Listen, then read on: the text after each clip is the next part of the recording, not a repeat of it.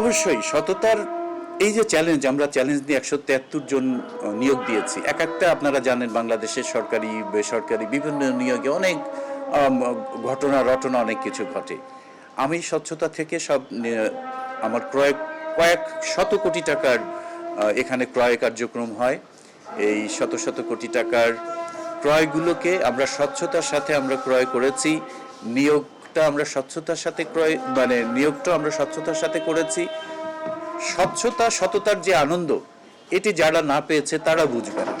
কারণ আজকে আপনারা যদি দেখেন এখন talk of the city, talk of the whole country, সেটা হচ্ছে ছাগল কর্মকাণ্ড, বেনজিরের কাণ্ড।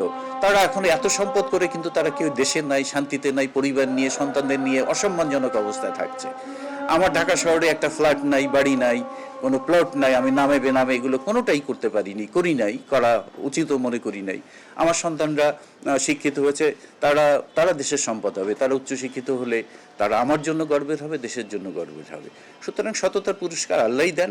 এটার মধ্যে যে শান্তি, যেটা এটা কষ্ট তো একটু থাকবেই, কিন্তু এটার মধ্যে অপারও একটা শান্তি, জাগতিক এবং পরজাগতিক। আমি মনে করি আমি আমার কর্মজীবনের সফলতার সাথে সম্পন্ন করতে পেরেছি।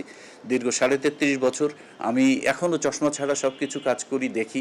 আমার যে এনার্জি আছে, আমি মনে করি এখনকার অনেকে যুবকের তুলনায় আমি হাঁটা চলা সব বিষয়ে আমি রাষ্ট্রের প্রয়োজনে যে কোনো সময় আমি সারা রাত জাগা লাগুক, কয়েক রাত জাগা লাগুক, আমি এটা পারি।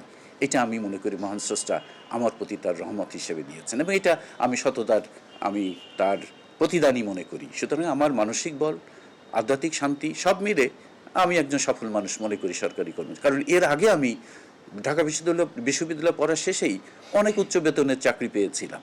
হয়তো সেখানে থাকলে তখনকার সরকারি চাকরির 3-4 গুণ, কিন্তু আমি জেনে দেশের সেবার জন্যই 1650 টাকা স্কেলের চাকরিতে তখন ঢুকেছি। এটা সরকারের ওই সময়কার ক্যাডার সার্ভিসের। আমি বাড়ি গাড়ি কিছুই করতে পারি না, আমি মিথ্যা বলছি না, আপনারা খোঁজ নিয়ে দেখেন। আমার সরকারি একটা গাড়ি না দিলে আমার গাড়ি কেনা সম্ভব হতো না, এটি ঋণের মাধ্যমে আমি কিনেছি। আমার পরিবার নিয়ে আমি অত্যন্ত সুখী।